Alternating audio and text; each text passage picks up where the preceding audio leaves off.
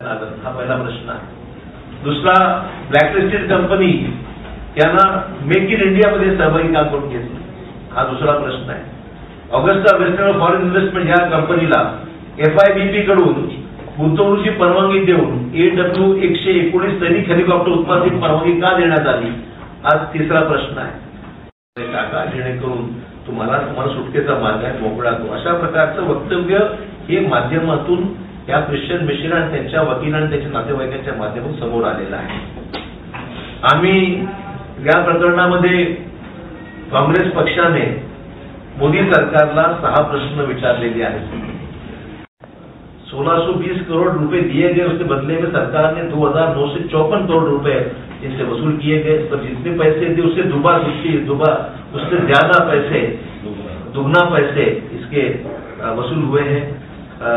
3 helicopter जिसकी कीमत 886 करोड़ रुपए होती है, उसको भी जब्त किया गया।